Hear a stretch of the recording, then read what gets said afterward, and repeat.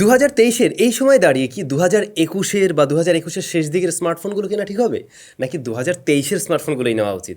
আবার একটা স্মার্টফোনের অন্তত স্কোর দেখে কি সেটাকে আমরা খুব ভালো বা খুব খারাপ যাচাই বাছাই করতে পারি? সেটা সম্ভব? আবার স্যাম ভাই বা কবে বিয়ে করবে? এরকম অনেক ইন্টারেস্টিং প্রশ্ন রয়েছে, সেগুলোর উত্তর তো আজকে থাকবেই। পাশাপাশি গিভঅ্যাওয়ের রেজাল্ট থাকবে, যেখানে কারা কারা উইনার হলেন সব কিছু আপনারা জানতে পারবেন।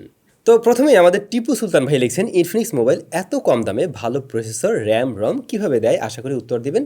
Love from Chittagong. আচ্ছা, ইনফিনিক্সের ফোনগুলো আমরা দেখতে পাই অন্য অন্য ব্র্যান্ডের সাথে কম্পেয়ার করতে গেলে দাম অনুযায়ী একটু বেশি বেশি দিচ্ছে, র্যামটা একটু বেশি থাকে, ডিসপ্লেটা বড় থাকে, এদিকে আবার স্টোরেজও বেশি। কীভাবে তারা দেয়? দেখুন, কয়েকটা পয়েন্ট রয়েছে যেগুলো আপনি দেখলে নিজেই বুঝতে পারবেন যে হ্যাঁ, এরকম জায়গায় তাদের খরচ কম। ফার্স্ট অফ অল, তাদের advertisement cost com.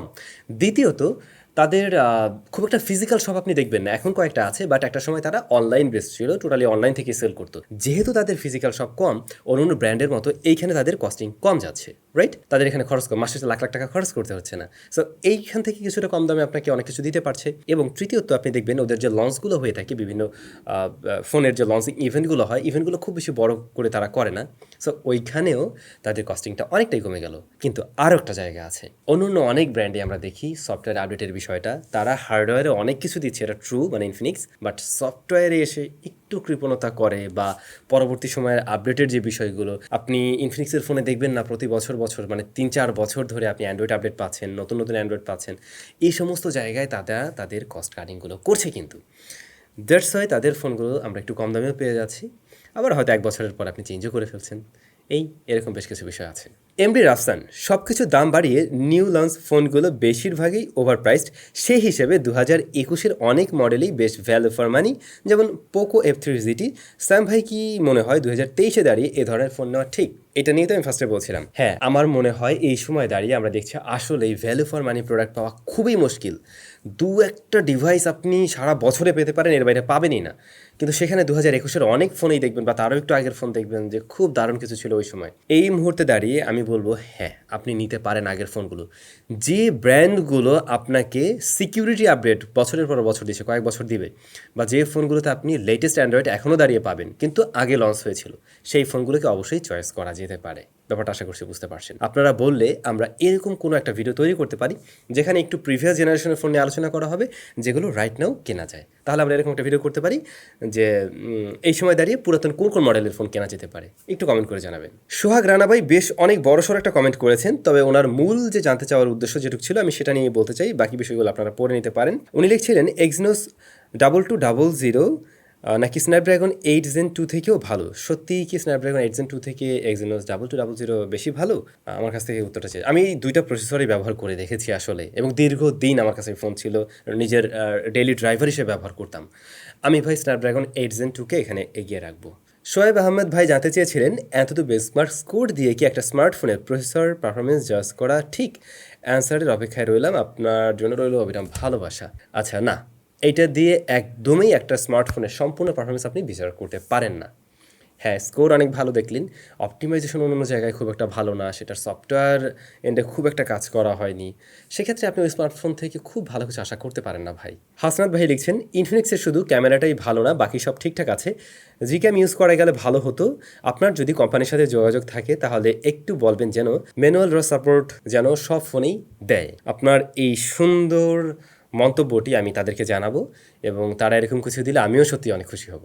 MD Jinder 32, bro, honestly say Samsung M34 versus A34, which one provide more value for money? Unofficial, please. আচ্ছা, M34 এইটার রিভিউটা আমরা খুব শীঘ্রই আশা করছি দিব। তো ভাইয়া, তারপর আপনি একটু ডিসিশন নেন, এবং আমি ট্রাই করবো এই দুটার কম্পারিজন ভিডিও দেওয়ার জন্য। সেই ক্ষেত্রে আপনাদের আর একটু সুবিধা হবে। আপনার হাতে সময় থাকলে একটু জাস্ট ওয়েট করুন। আহসান হাবিব ভাই, শুধুমাত্র ফ্ল্যাগশিপ এক্সপিরিয়েন্সের জন্য কোন ফোনটা সেরা, S23 আলট্রা নাকি iPhone 14 Pro Max? আমি তো দেখুন S23 আলট্রাও ব্যবহার করছি, iPhone 14 Pro Maxও ব্যবহার করছি, এবং দুটাই আমার রেগুলার ব্যবহার হয়। তবে আমার যা মনে হয়, আপনি যদি সব কিছু মিলে, মানে সব কিছু মিলে, একদম সব কিছু মিলে, আমার মনে হয় এটাতে সন্তুষ্ট বেশি হবেন। আর যদি এরকমটা থাকে প্ল্যান, আমার ভিডিওতে একটু দারুণ কিছু দরকার, আইফোন দরকার, মানে iOS অ্যান্ড্রয়েডের তো একটা বিষয় থাকে, তো সেই জায়গা থেকে একটু চিন্তা ভাবনা করে নিতে পারেন আর কি। তিলক হাজরা, ব্যাটারি হচ্ছে টেকনোলজির একটা বড় অংশ। ব্যাটারি প্রযুক্তি নিয়ে কোনো আপডেট বা ইনফরমেশন টেক নিউজ থাকলে মাঝে মাঝে জানানো উচিত। ভবিষ্যতে গাড়ি টেকনোলজির সব থেকে বেশি প্রয়োজন ব্যাটারির ভালো প্রযুক্তি, তাই এ নিয়ে তথ্য দেওয়া উচিত বলে আমি মনে করি। এটা খুবই গুরুত্বপূর্ণ একটা বিষয় আপনি তুলে ধরছেন ভাইয়া। অনেকেই হয়তো এটা নিয়ে চিন্তাও করে না, তবে সত্যি বলতে ব্যাটারি টেকনোলজি নিয়ে কাজ করা হচ্ছে, কিন্তু এখন পর্যন্ত সামনে নিয়ে আসার মতো তেমন কোনো বিশাল বড় চেঞ্জেস আমরা পাইনি, বা এখন পর্যন্ত যা আছে সবই পরীক্ষাণাধীন। এমন ব্যাটারিও আসতে যাচ্ছে যে ব্যাটারিগুলো বা যেগুলো নিয়ে কাজ চলছে খুবই ছোট সাইজ হবে, কিন্তু তার ব্যাকআপ অনেক বেশি পাবো আমরা। সেক্ষেত্রে স্মার্টফোনের সাইজটা ছোট ধরে রেখেও আমরা বেশি ব্যাটারি ব্যাকআপ পেতে পারি, বা আরও পাতলা করা সম্ভব হবে। একই বিষয়ে স্মার্ট ওয়াচের ক্ষেত্রে আমরা দেখব। সো দেখা যাক, আমরা এই সম্বন্ধে আরও বিস্তারিত জানতে পারলে অবশ্যই আপডেট দেওয়ার ট্রাই করব। ড্রিমস পার্ক, উনি জানতে চেয়েছেন সঠিকভাবে ল্যাপটপ চার্জ করার নিয়ম, এবং ল্যাপটপ নতুন কেনার পর থেকে সবসময় কি চার্জে লাগিয়ে ব্যবহার করা উচিত। Love from Tangail. আচ্ছা, ল্যাপটপ হচ্ছে এমন একটা জিনিস, এটাকে আপনার স্মার্টফোনের মতো চার্জ করতে হবে, বিষয়টা এরকম না। আবার অ্যাডাপ্টারের সাথে কানেক্টেড থাকা অবস্থায় ব্যবহার করলে কোনো প্রবলেম আছে কিনা, না ভাই। আপনি কেনার পর থেকে অ্যাডাপ্টারের সাথে কানেক্ট করে যদি ব্যবহার করেন, ওটা ডেস্কটপ মোডের মতোই ব্যবহার হবে। সো এটা নিয়ে কোনো সমস্যা নেই, আর ওইভাবে ওটা ফুল চার্জও হয়ে থাকবে। সো এটা নিয়ে আপনার প্যারা খাওয়ার কোনো কারণ নেই, এটা স্মার্টফোনের মতো কিছু না। মুভি 9 একজন, উনি দুইটা প্রশ্ন করছেন। বর্তমান সময়ের ফোনের ব্যাটারি তো রিমুভাল না, তো কিভাবে বুঝবো যে ভিতরে ব্যাটারি ফুলে গেছে নাকি, কারণ ব্যাটারি ফুলে গেলে তো সমস্যা। দুই ভাইয়া, নেক ব্যান্ডের বোর্ডগুলো অনেক সময় অনেকে নষ্ট হয়ে যায়, তো বোর্ডগুলো কিনতে পাওয়া যায় না, পাওয়া যাবে কিনা এরকম। ব্যাটারি, হ্যাঁ, এখনকার ফোনগুলো ব্যাটারি একদম সিল্ড করা থাকে, আমরা দেখতেও পারি না যে আসলে কী অবস্থায় আছে। বাট ভাইয়া, ফুললে বোঝা যায়। কীভাবে বোঝা যায়? দেখবেন ডিসপ্লের পাশ দিয়ে আস্তে আস্তে খুলে আসে, এবং রিয়ার প্যানেলেও একই অবস্থা। যেহেতু রিয়ার প্যানেলে এখন গ্লাস টাস থাকে, অনেকেরটা ফেটেও যেতে পারে, অনেকেরটা আস্তে একটু ফুলেও যেতে পারে। তো এই ধরনের কোনো বিষয় যদি কখনও খেয়াল করেন যে আপনার স্মার্টফোনে ডিসপ্লেটা হালকা বডি থেকে উঠে আসার একটা প্রবণতা হচ্ছে, দেখা যায় এরকম কিছু, সাথে সাথে এটাকে ডক্টর দেখান, সার্ভিস সেন্টারে নিয়ে যান, গিয়ে খুলে দেখুন, ব্যাটারি ফুলে যেতে পারে। দ্বিতীয় প্রশ্ন ছিল নেক ব্যান্ডে তেমন গলা আছে, ভিতরের যদি বোর্ডটা নষ্ট হয়ে যায়, এইটা পাওয়া যাবে না আমি যতটুকু জানি। ফ্রি ফায়ার ভাইয়া 25K মধ্যে প্রি ওন ডিভাইস কোনটা ভালো হবে ক্যামেরা প্লাস গেমিংয়ের জন্য? আচ্ছা, আমরা আরও কয়েকটা প্রি ওন ডিভাইস ব্যবহার করছি, নতুন যে সমস্ত আসছে, তো আমরা কিছুদিন ব্যবহার করে দেখি এগুলো নিয়ে একটা ভিডিও দেওয়া যায় কিনা। সালমান রশিদ 24, ভাই নর্মাল এয়ারপোর্ট দিয়ে গেমের সাউন্ড আগে পরে দেওয়ার সলভড ভিডিও চাই। নর্মাল TWS আমরা দেখি যে, নর্মাল না, যে কোনো TWS এখনও ল্যাটেন্সি আছে কিছুটা, হ্যাঁ, যতই ল্যাটেন্সি কমানো হোক না কেন, স্টিল কিছুটা আছে। তো গেমিংয়ের সময় এই ল্যাটেন্সি আপনি কীভাবে কমাতে পারবেন? ভাই নর্মালটার থেকে কমানো সম্ভব না, আর যেগুলোতে আপনারা লো ল্যাটেন্সি মোড দেখেন 40 ms হয়তো এরকম থাকে, বাট স্টিল ল্যাটেন্সি ওখানে আছে এখনও। দেখা যাক, আমরা অদূর ভবিষ্যতে হয়তো এরকম খুব ল্যাটেন্সি ফ্রি বা একদম কম ল্যাটেন্সি এরকম কোনো কানেক্টিভিটি পেয়ে যাব। ইটস ওলে বিডি, ভাই বিয়ে করেন না কেন? Love from Tangail. বাইরে ভাই, আমার কি দেখতে খুব বেশি বুড়া বুড়া লাগে নাকি? এখনও মনে হয় মেয়ে পাওয়া যাবে, বিয়ে করবো ভাইয়া, বিয়ে করলে আপনারা জানবেন। রোশন 99, ইউআইয়ের মধ্যে ব্লোটার থাকলে ফোন কি স্লো হয়ে যায়? আশা করি আনসার দেবেন। আচ্ছা, আমরা অনেক ফোনের রিভিউর সময় বলি যে এই ফোনটার ইউআইয়ের মাঝে আমরা বেশ কিছু ব্লোটার পেয়েছি, আপনাদের প্রয়োজন না হলে এগুলো ফেলে দেবেন, হুদাই রাখার দরকার নেই। হ্যাঁ, স্লো হয়ে যাওয়ার বিষয়টা কি, ও তো একটা জায়গা দখল করছে ফোনের, হ্যাঁ অবশ্যই জায়গা দখল করে নিল, এটা একটা বিষয়। সো আপনি যদি এগুলো ক্যান্সেল করতে পারেন, সেক্ষেত্রে আপনার স্পেসটা ফ্রি হয়ে গেল। আর দ্বিতীয়ত হলো, অনেক ব্লোটার আছে যেগুলো কিন্তু ব্যাকগ্রাউন্ডে রান হয়, এরকম ব্লোটারও থাকে। সো ব্যাকগ্রাউন্ডে রান হলে অবশ্যই আপনার প্রসেসরের পারফরমেন্সে কিছুটা হলেও কমাবে, বা সেখানে তো প্রসেসর কাজ করছে, ব্যাটারি বার্ন করবে, ওভারঅল পারফরমেন্স কিছুটা হলেও তখন সে নিয়ে নেবে। সো এটাই, যদি প্রয়োজন না হয় এগুলো না রাখা উচিত। আলামিন ভাই গুরুত্বপূর্ণ একটি প্রশ্ন করছেন, একই প্রসেসর আলাদা আলাদা ডিভাইসে ব্যবহার করা হয়, তাহলে কি অন্তত স্কোর একই থাকবে নাকি আলাদা হবে? ভাইয়া একদমই আলাদা হবে।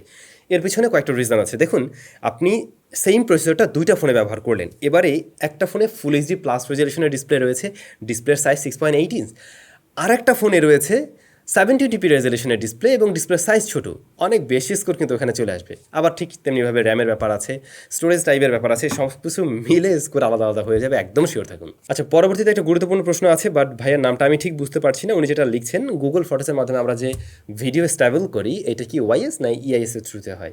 ভাইয়া এটা ইআইএস এর থ্রুতে হয়। মূলত ভিডিওটা দেখবেন ক্রপ করে, অনেকটা ক্রপ করে ফ্রেমটা রিসাইজ করে এটাকে মূলত স্ট্যাবল করা হয়ে থাকে। আর ওয়াইএস এর যে বিষয়টা, এটা টোটালি ফিজিক্যালি একটা বিষয় বা হার্ডওয়্যারের একটা বিষয়। এখানে ক্যামেরাটাকেই স্ট্যাবল রাখা হয়, ক্যামেরার যে লেন্সটা সেটা নিজেই স্ট্যাবল থাকে, জাইরো যেভাবে কাজ করে কিছুটা ওরকমই। সো এই আর কি ভাইয়া, এই ছিল আজকে কমেন্টের উত্তর। এবারে আমরা তাহলে একটু গিভের রেজাল্ট দিই। আমাদের একটা ঘড়ির রিভিউ করা হয়েছিল কয়েকদিন আগে, একটা অ্যাপল ওয়াচ আলট্রার একটা রিভিউ আমরা করছিলাম ক্লোন, যেখানে 3 জন লাকি উইনার আপনারা থাকবেন। তো চলুন আমরা স্ক্রিন থেকে দেখে নিই কে কে উইনার হলেন।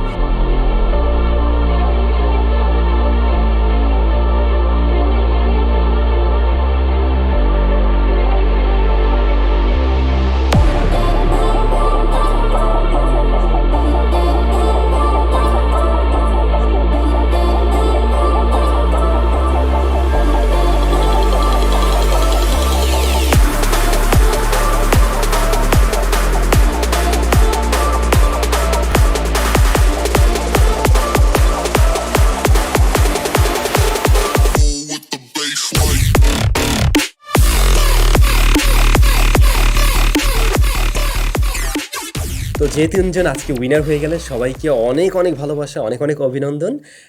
আপনারা আমাদের সাথে যোগাযোগ করবেন, আপনাদেরকে ভেরিফাই করে দেন আপনাদের গিফট আপনাদের কাছে আমরা অবশ্যই যথাসময়ে পাঠাবো। আর যারা উইনার হননি একদমই মন খারাপ করার কোনো কারণ নেই, আমাদের চ্যানেলে একদম মেগা গিভঅ্যাওয়ে চলছে, 5টি স্মার্টফোন, 15টা আরও অন্য গ্যাজেট।